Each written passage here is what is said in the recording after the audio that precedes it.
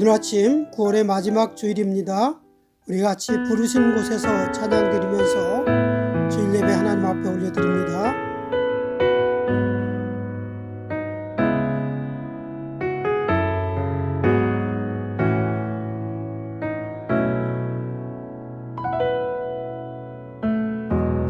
따스한 성령님 마음으로 보내 내 몸을 감싸며 주어지는 평안함 만족함을 느끼네.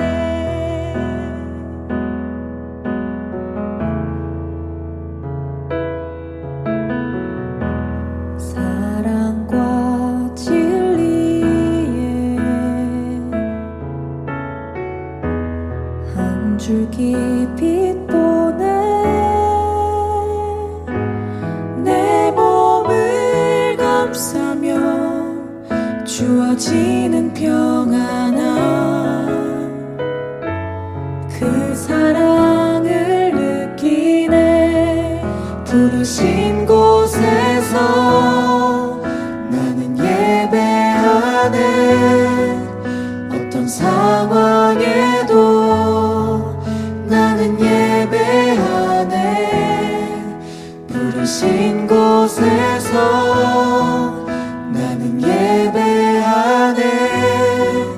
어떤 상황에도 나는 예배하네.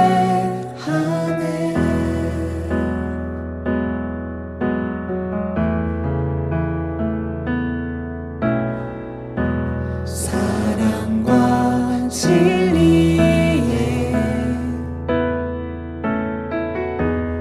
한 줄기 빛 보내 내 몸을 감싸며 주어지는 평안함 그 사랑을 느끼네. 부르신 곳에서 나는 예배하네. 어떤 상황에도 나는 예배하네. 부르신 곳에서 나는 예배하네. 어떤 상황에도 나는 예배하네.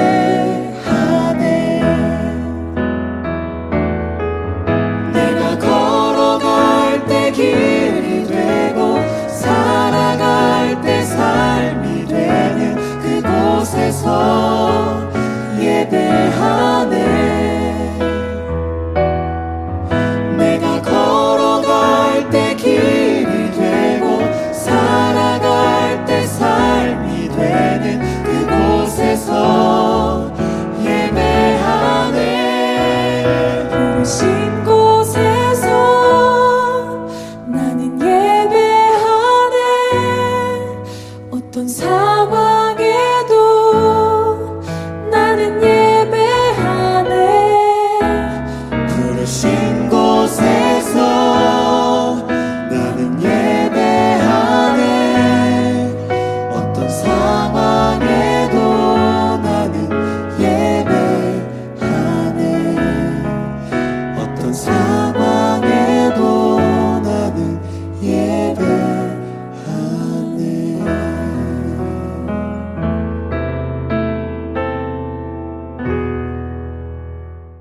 나가 온 내 영혼은 여호와를 기다리며 나는 주의 말씀을 바라는도다. 파수꾼이 아침을 기다림보다 내 영혼이 주를 더 기다리나니 참으로 파수꾼이 아침을 기다림보다 더하도다. 아멘. 오늘도 살아계셔서 우리를 부르시고 또 하나님을 예배할 수 있는 예배자로 삼아주신 우리 하나님 아버지, 오늘도 예배하는 곳이 어디든지 누구든지 그곳과 그 모든 주의 백성들과 함께 하시고 그 모든 영광을 홀로 받아 주시옵소서. 우리 구주 예수 그리스도 이름으로 기도 올려드립니다. 아멘. 다 같이 사도신경으로 우리의 신앙을 고백합니다. 전능하사 천지를 만드신 하나님 아버지를 내가 믿사오며 그 외아들 우리 주 예수 그리스도를 믿사오니 이는 성령을 잉태하사 동정녀 마리아에게 나시고 본디오 빌라도에게 고난을 받으사 십자가에 못 박혀 죽으시고 장사한 지 사흘 만에 죽은 자 가운데서 다시 살아나시며 하늘에 오르사 전능하신 하나님 우편에 앉아 계시다가 저리로서 산자와 죽은 자를 심판하러 오시리라. 성령을 믿사오며 거룩한 공예와 성도가 서로 교통하는 것과 죄를 사하여 주시는 것과 몸이 다시 사는 것과 영원히 사는 것을 믿사옵나이다. 아멘. 오늘 교동문은 37번 시편 91편을 한 절씩 같이 교독하겠습니다. 마지막 절은 한 목소리로 같이 교독합니다. 지존자의 은밀한 곳에 거주하며 전능자의 그늘 아래에 사는 자여, 나는 여호와를 향하여 말하기를 그는 나의 피난처요 나의 요새요 내가 의뢰하는 하나님이라 하리니, 이는 그가 너를 새 사냥꾼의 올무에서와 심한 전염병에서 건지실 것이미로다.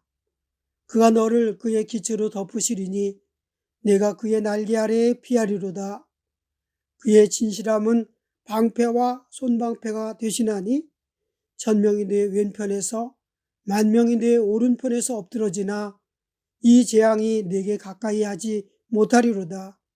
그가 너를 위하여 그의 천사들을 명령하사 내 모든 길에서 너를 지키게 하심이라. 다 같이 합니다. 하나님이 이르시되 그가 나를 사랑한즉 내가 그를 건지리라. 그가 내 이름을 안즉 내가 그를 높이리라. 아멘.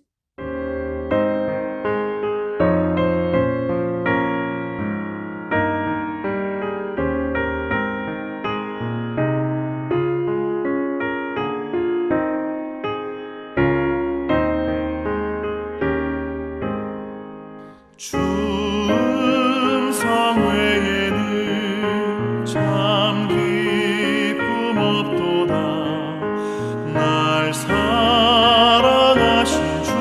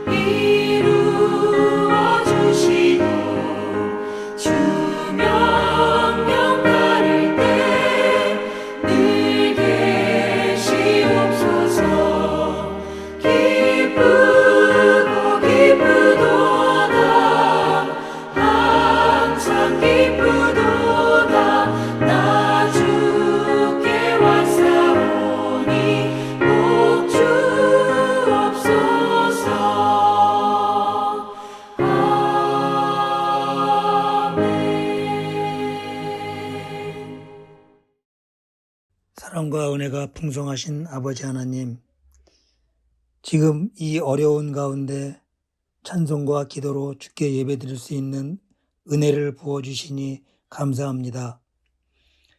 예배당에서 주께 예배드리는 것이 얼마나 큰 은혜요, 축복인지 깨달아지는 요즘입니다. 하나님, 저희가 만나는 모든 일들 중 우연히 일어나는 일은 하나도 없다는 걸 믿습니다. 모든 것이 주님의 의도하심을 믿습니다. 하나님, 저희가 무지하여서 주님의 뜻이 무엇인지 알 수 없으나 모두 합심하여 주께 기도하고 간구하여서 이 어려운 고통의 시간이 주님께 한 발 다가서는 기쁨의 시간 되게 역사하여 주시고 다 같이 다시 모여 기쁨의 예배를 드릴 수 있도록 은혜 내려 주시옵소서. 이제 단위에 세우신 목사님에게 성령 충만함으로 함께 하시고 저희로 주의 말씀으로 인해 신체의 아픔과 마음의 상처들이 치유되게 하시고 한 주간 세상 살면서 주를 증거하려 노력하는 저희들 다 되게 인도하여 주시옵소서. 또한 이 예배를 위하여 애쓰고 있는 해림자매와 종권 형제에게도 주님 강물 같은 은혜와 축복을 허락하여 주시며 또한 온 성도들의 건강도 책임져 주시옵소서. 하나님 감사합니다. 이 모든 말씀 예수님의 이름으로 기도드립니다. 아멘.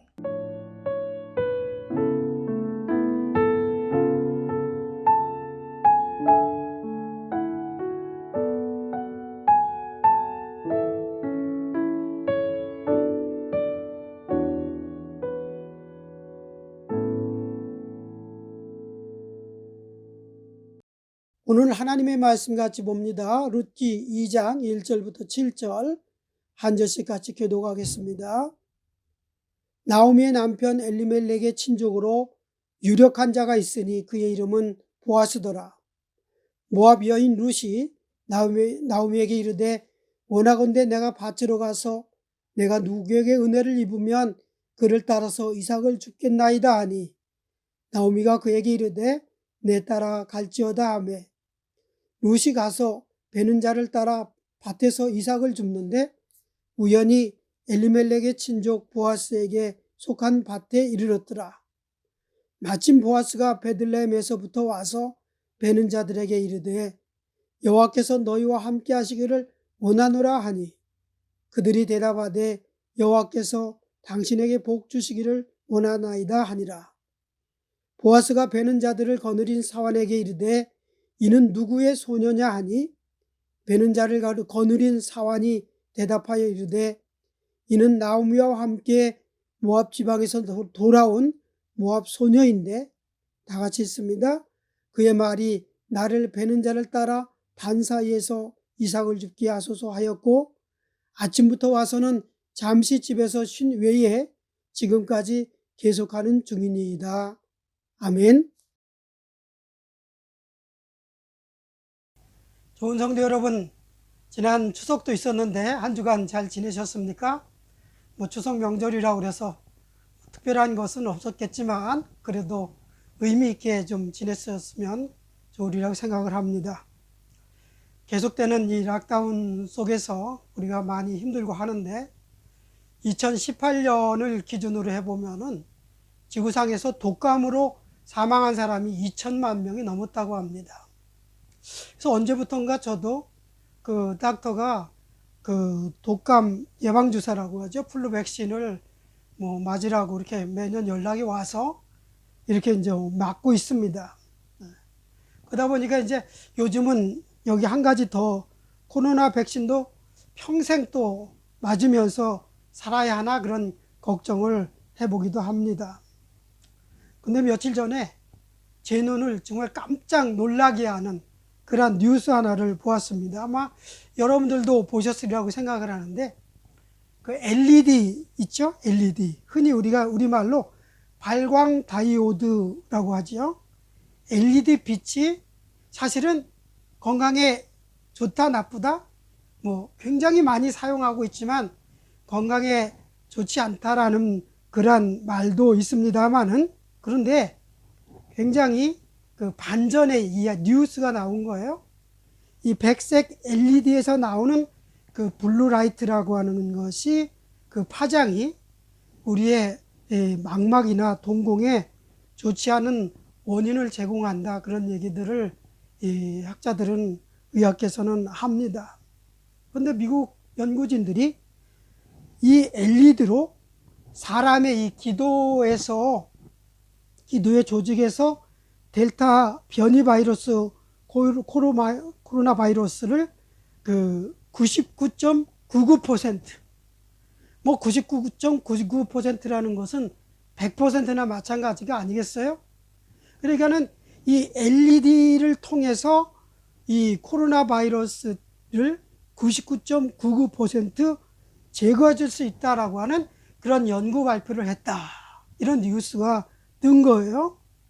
좀 이거야말로 이 온 세계가 코로나 바이러스 때문에 어려워하고 있는 이러한 시국에서 이것이야말로 엄청난 반전이 아닐 수 없는, 또 이 LED가 건강에 좋지 않다, 눈, 시력에 특히 좋지 않다, 이렇게 했는데 이 코로나 바이러스를 없앨 수 있는 가장 획기적인 그런 치료 방법이다라고 하니까 이 얼마나 놀라운 반전의 뉴스겠습니까? 그런데 이 뉴스가 계속되지 않고 그날 하루의 뉴스로 딱 그치고 쏙 들어갔어요. 그것이 이유를 사실 모르겠어요. 좀 그 뉴스가 좀 사실로 그 연구의 결과가 진짜다라고 해서 이 지구에 있는 모든 사람들이 코로나 바이러스로부터 자유하고 이렇게 또 모든 일상을 생활할 수 있으면 얼마나 좋을까 하는 그런 생각을, 기대를 잠시 가져보았습니다. 그런 날이 분명히 오리라고 믿습니다. 성경에서도 보면 여러 번에 걸쳐서 이런 반전의 모습들이 참 많이 나타나죠. 예? 뭐 예를 들어서 요셉이 애굽에 팔려갔지 않습니까? 노예로 팔려갔었는데 훗날 애굽의 총리가 되었다는 이 놀라운 이야기는 반전의 드라마의 정말 시작에 불과할 것이고, 또 애굽에서 고통받던 이스라엘 백성들이 하나님의 은총 가운데서 그 출애굽을 경험을 하고, 이스라엘이 또한 블레셋과의 전쟁 속에서 골리앗으로 인해서 모든 이스라엘이 이렇게 정말 누구 말대로 쫄아 있을 때에 이 어린 다윗을 통해서 놀라운 반전이 일어나고 했던 것을 우리가 봅니다. 그 외에도 뭐 에스더를 통해서라든가 다니엘, 바울, 이런 모든 사람들, 정말 죽음의 문턱에서 하나님께서 반전의 놀라운 역사를 통해서 정말 위대하게 쓰임받는 하나님의 일꾼으로 이렇게 또 세워진 것을 우리는 봅니다. 무엇보다도 예수 그리스도께서 십자가의 죽으심과 또 부활로 통해서 그 반전의 드라마의 그 클라이막스를 우리에게 주어졌던 것도 우리는 성경에서 보고 있습니다. 많은 이런 반전의 스토리 중에서 이 룻기에서도 그런 것을 볼 수 있습니다. 룻은 우리 인생의 실제적인, 우리의 인생의 삶의 고단한 이러한 삶 속에서, 특히 이민자의 삶 속에서 실제적인 어떤 변화와 또 반전의 삶을 우리에게 보여주고 있습니다. 사랑하는 성도 여러분, 하나님은 왜 이렇게 룻의 그 변화된 그 믿음의 삶을 우리에게 보여주실까요? 이것을 통해서 저와 여러분에게 깨닫고자 해주시는 것이 과연 무엇일까요? 예? 룻을 사용해서 저와 여러분의 인생에 깊숙이 관여해 주시는 하나님의 은혜를 깨닫고 우리도 더욱더 하나님의 귀한 백성으로서 우리의 남은 삶을 살아가기를 주님의 이름으로 축복합니다. 아멘. 그렇죠.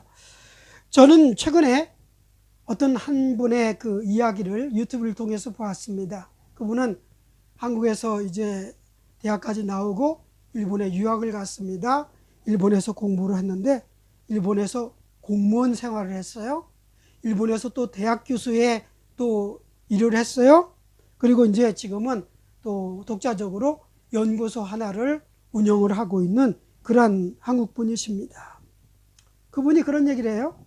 한국이 지금 이 반도체를 통해서 세계를 호령하고 있는데 왜 일본이 한국의 반도체를 따라오지 못하느냐 하는 것을, 그 이유를 얘기를 하는 거예요. 그래서 뜻밖의 이런 얘기를 해요. 일본 사람들은 그 개선이라는 단어를 좋아한다 이거예요. 반면에 한국인들은 개선이 아니라 아주 혁신이라는 단어를 좋아하기 때문이다, 그렇게 얘기를 해요.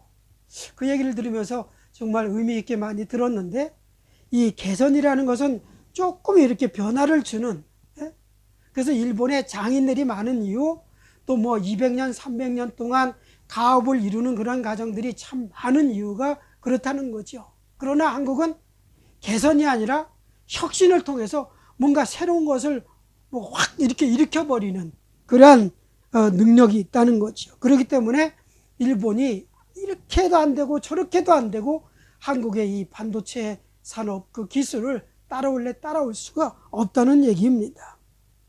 저는 그 얘기를 들으면서 우리 기독교에서 말하는 개혁이라는 말, 그거는 어떻게 해요? 개선보다는 혁신에 훨씬 더 가깝다.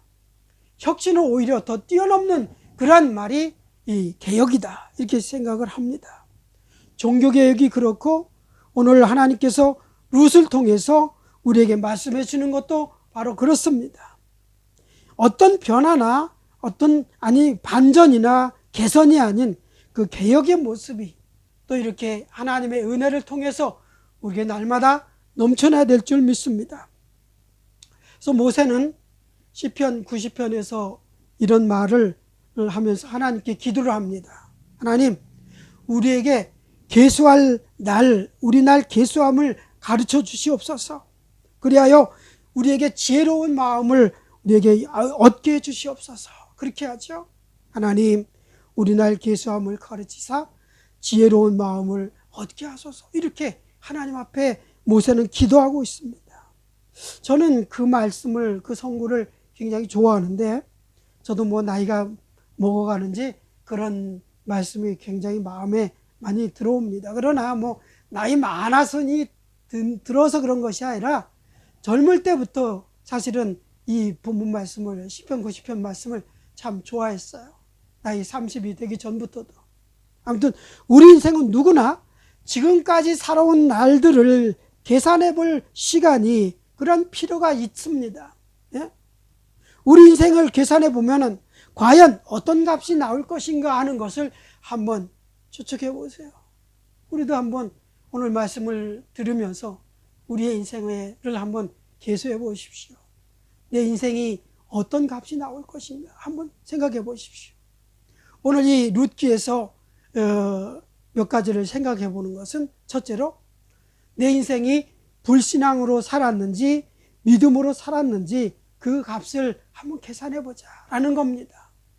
우리의 인생을 계수해 봤더니 우리의 인생의 값이 불순종으로 살았구나, 불신앙으로 살았구나, 믿음으로 살았구나 하는 것이 뚜렷하게 이렇게 구분되어져 나오는지 한번 우리의 인생을 계수해 보자는 겁니다. 룻이 얼마간을 생활하면서 알게 된 것은 하나님이요, 또한 하나님의 말씀이었습니다. 그 사실을 알 수 있는 근거가 오늘 본문에 있습니다. 2절에 보면 모압 여인 룻이 나오미에게 이르되 원하건대 내가 밭으로 가서 내가 누구에게 은혜를 입으면 그를 따라서 이삭을 줍겠나이다 하니 나오미가 그에게 이르되 내 따라 갈지어다 하매라고 했습니다. 룻과 나오미가 이런 대화를 할 수 있었던 것은 신명기 24장 19절 말씀이 그 근거라고 믿습니다. 하나님께서 이스라엘 백성들에게 예전에 해주셨던 그 말씀을 나오미도 알았지만 당연히 나오미를 통해서 룻도 그 말씀을 알았던 거예요.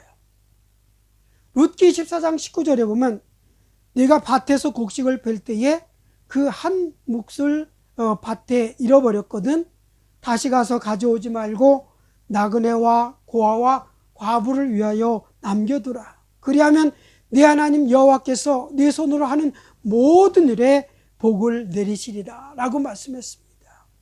이렇게 밭에서 추수를 하다가 떨어진 것을 고아와 과부들, 어려운 이웃들을 위해서 남겨두라.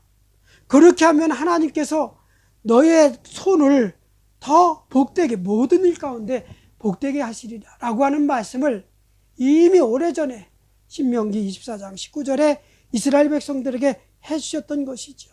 네? 바로 이 룻기 2장 2절을 자세히 보면은 나오미가 먼저 룻에게 이 사실을 말해주는 것이 아니라 이미 룻이 알고 있어요. 물론 나오미에게서 들었기 때문이죠. 나오미에게 들었던 그 말을 룻이 오늘 이 본문에서 이 나오미에게 먼저 했다는 것이 굉장히 저는 중요하게 생각을 합니다. 룻은 이미 하나님의 말씀, 하나님께서 오래전에 이스라엘 백성들에게 해주셨던 그 말씀을 듣고 알고 있습니다. 이렇게 들은 이러한 룻은 이미 하나님의 말씀을 듣고 어머니의 하나님을 알고 믿고 있었다는 거죠. 그리고 믿음의 사람이 되었고 그 믿음으로 지금까지 삶을 살아왔던 것이고요. 그야말로 놀라운 반전과 역전된 인생의 값을 오늘 룻은 우리에게 보여주고 있습니다. 그 당시 룻이 지금까지 살았던, 결혼하기 전까지 살았던, 모압을 떠나기 전까지 살았던 그 모압은 어떤 신을 섬기고 있었냐면 그모스라고 하는 신을 섬겼습니다. 그모스 신. 그모스 신이라는 것은 이 모압이 있으면 그 위에 바로 암몬이라는 나라가 이렇게 둘이 이렇게 나란히 붙어 있습니다. 위아래로. 이 모압이 그모스 신을 섬겼다면 암몬이라는 나라에서는 몰렉 신을 섬겼습니다.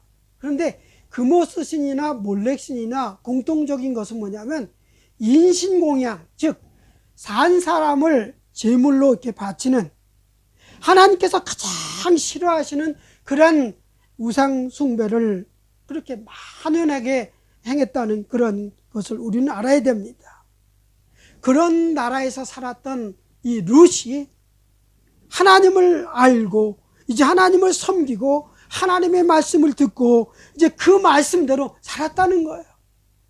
얼마나 놀랍습니까? 물론 나오미는 불신앙의 모습을 1장에서 몇 가지로 보여주었습니다. 이미 지난주에도 말씀을 드렸었죠.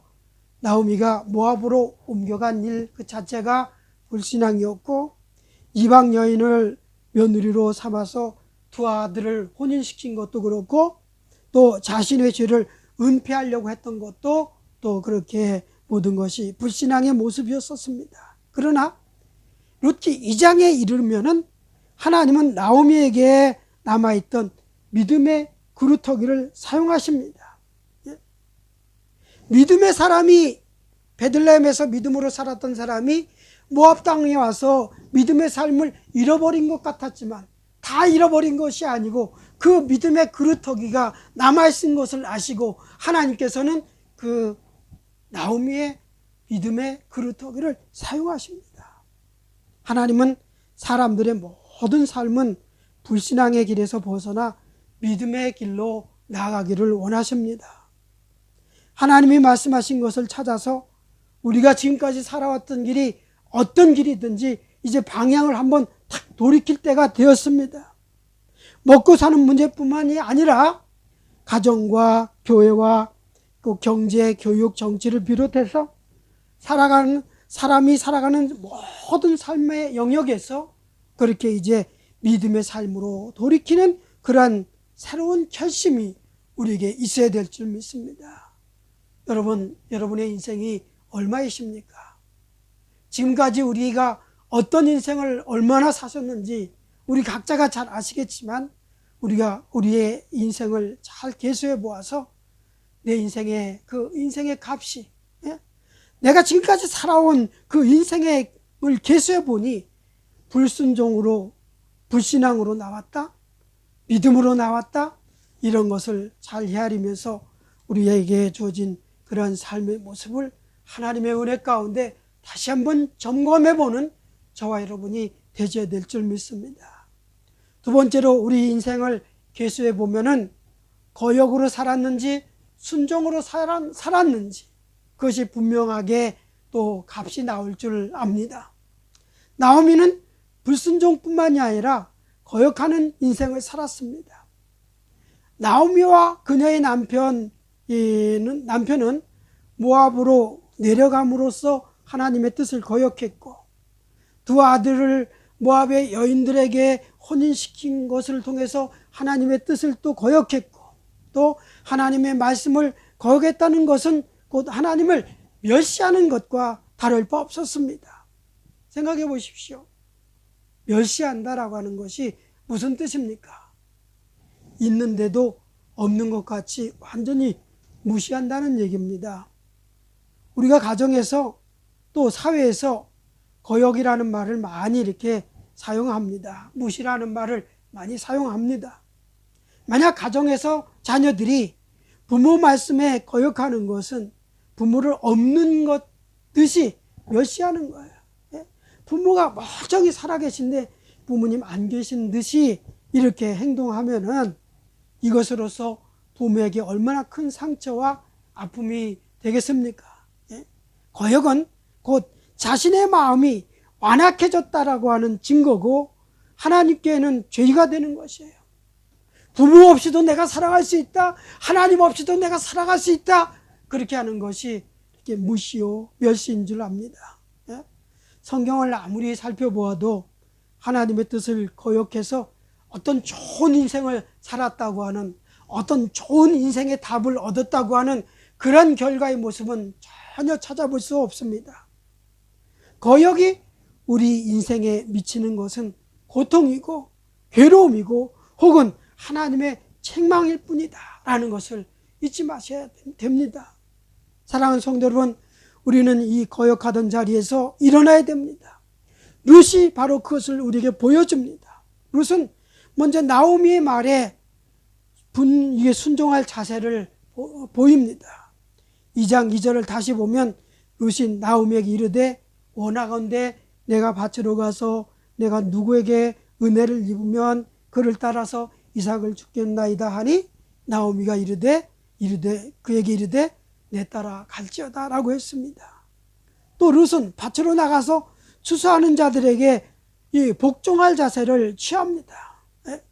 룻기 2장 7절에 보면 나로 베는 자를 따라 단 사이에서 이삭을 죽게 하소서. 굉장히 공손하죠. 그것으로 그치지 않고 밭의 책임자와 또 보아스에게도 순종합니다.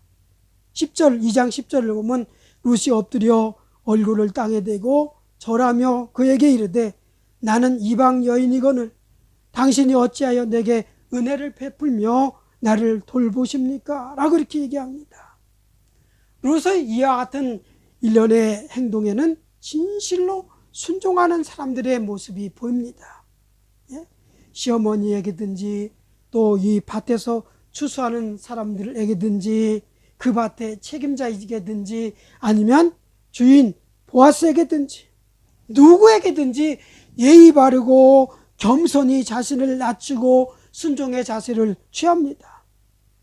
그럴 때에 아무도 이 룻을 내치지 않고 오히려 모든 사람이 호의를 베풀고 또 사랑으로 받아줍니다.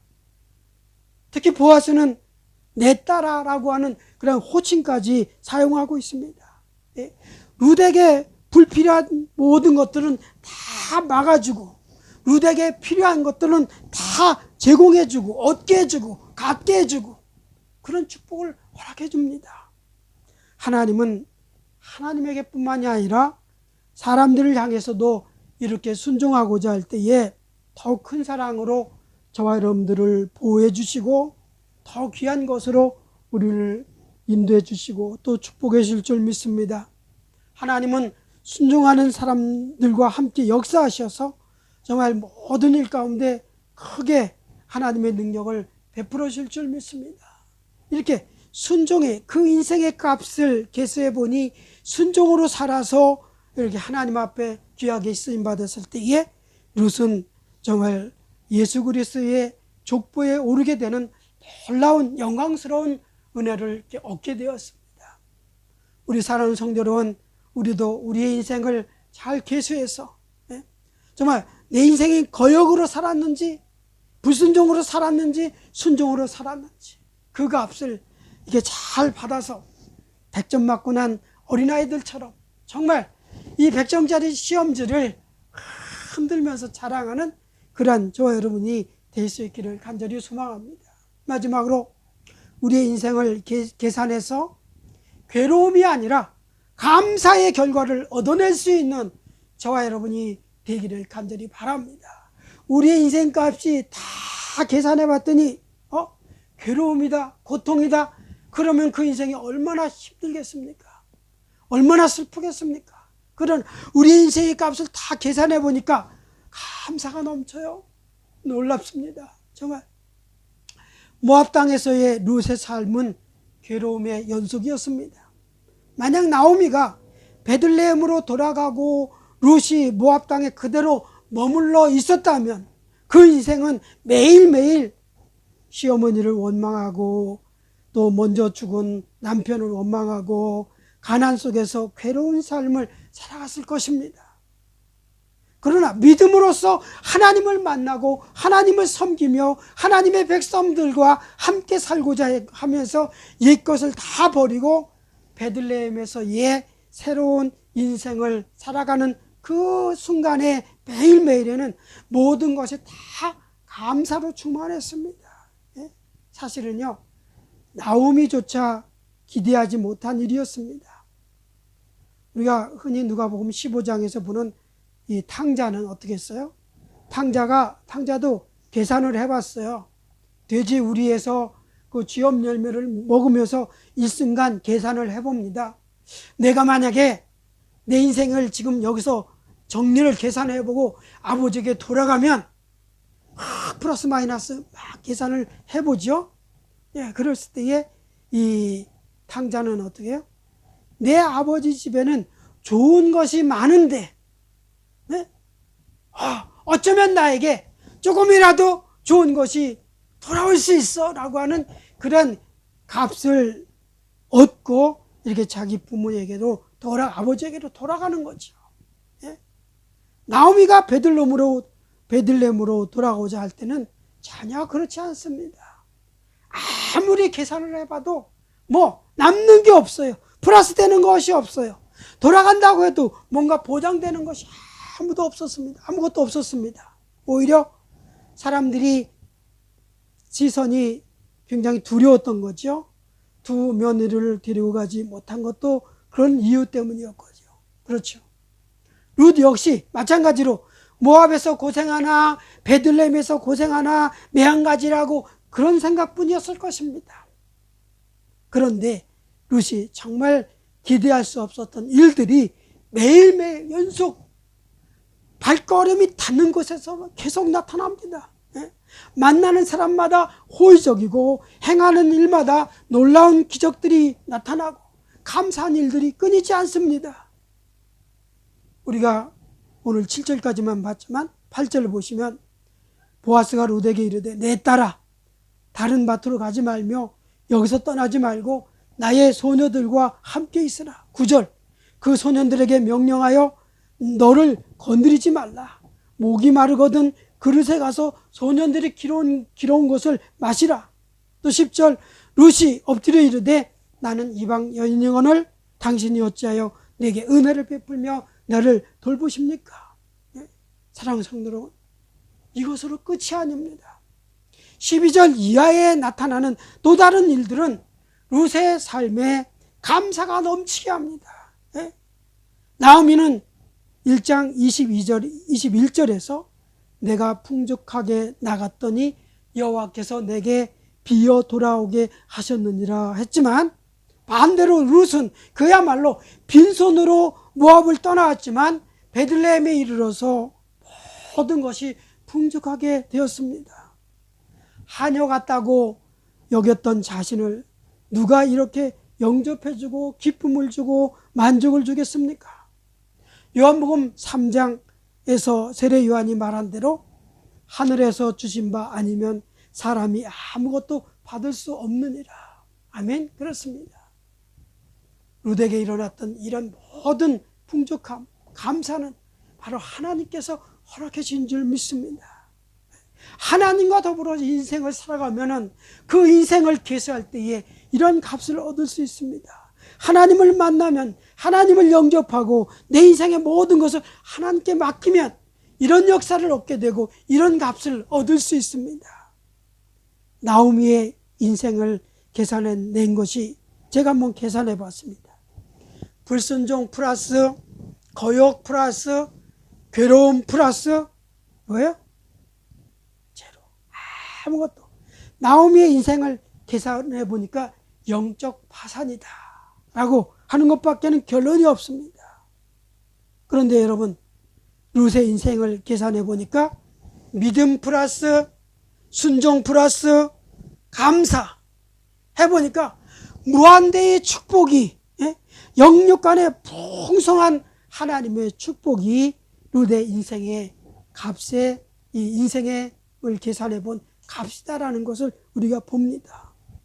우리의 인생을 뭐 이렇게 수학적으로 계산해 낼 수는 없겠지만 나오미와 룻, 이 두 사람을 통해서 우리 마음에 잘 새겨서 저와 여러분의 인생에도 정말 우리의 지금까지 살아온 날들을 잘 계수해 보면서 풍성케 하시는 하나님을 통해서 넘치는 축복의 인생을 살아가는 저와 여러분 되기를 주님의 이름으로 축복합니다. 아멘. 같이 기도하겠습니다. 하나님 아버지, 참으로 감사드립니다. 오늘까지도 하나님께서 우리의 모든 삶을 지키시고 인도해 주셨습니다. 아버지 하나님, 지금까지 살아온 날들을 아버지 우리가 계수해 볼 때에 우리는 과연 어떤 값을 얻어서 하나님께 드릴 수 있는지요. 부끄러운 답이 아니라 정말 자랑하는 답이요, 영광스러운 답이요, 하나님께 칭찬을 얻을 수 있는 그런 답을 아버지 하나님 앞에 드릴 수 있고 우리 자신들도 만족하고 기뻐할 수 있는 그런 답을 얻을 수 있도록 주님 축복해 주시옵소서. 하나님 없이 살아가면서 불순종과 거역과 괴로움으로 살아가는 인생은 분명히 영적 파산에 이를 것이고, 믿음과 순종과 감사로 하나님과 더불어 생활할 때에 하나님께서 풍성한 인생을 살아가게 할 줄 믿습니다. 우리가 이 말씀을 통해서 잘 깨달아서 이제 앞으로의 모든 날들 속에서도 더욱더 믿음으로 살아가고 순종으로 살아가고 모든 일 가운데 감사가 넘치는 그러한 삶을 살아갈 수 있도록 주님 은총을 내려 주시옵소서. 예수 그리스도 이름으로 감사하며 기도하옵나이다. 아멘.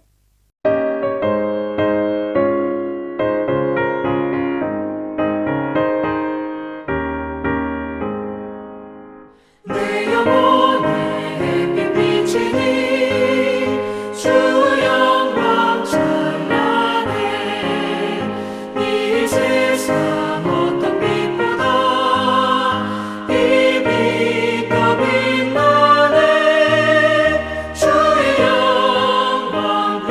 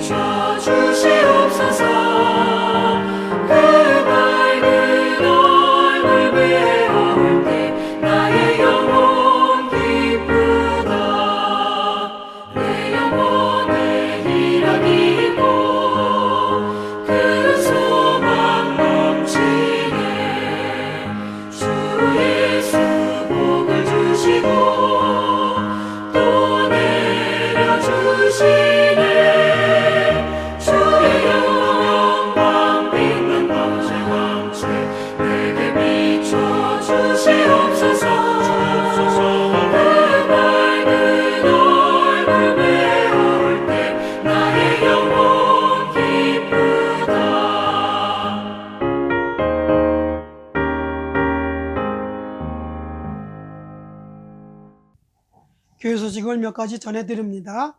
먼저는 이제 주일 예배에 대한 광고인데요. 다음 주일까지는 아마 가정에서 영상 예배를 드려야 될 것 같습니다. 레벨 2가 돼야지만이 교회에서 모일 수 있을 것 같습니다. 또 레벨 2 발표는 다음 주 지나서 아마 월요일이나 다시 발표가 될 것 같습니다. 그때까지 여러분들도 건강하게, 또 레벨 3는 사실 레벨 4나 별로 다를 바가 없습니다. 그만큼 델타 바이러스가 굉장히 위험하다는 거 기억하면서 마스크 쓰는 생활 또 항상 하시기 바라고, 아직도 출입하는 것은 좀 자제해 주시면 좋겠습니다. 또 성도 여러분들 건강하게 또 한 주간 지내시고 다음 주 또 뵙기를 원합니다. 또 말씀 읽고 묵상하는 거 열심히 해주시고, 또 언제나 또 가족 간에 서로 위로하고, 우리 교우들 가운데도 서로 카톡이나 전화를 통해서 얼마든지 서로 격려하고 위로하고 하면서 또 생활할 수 있기를 바랍니다. 이제 축도하고 예배를 마치겠습니다.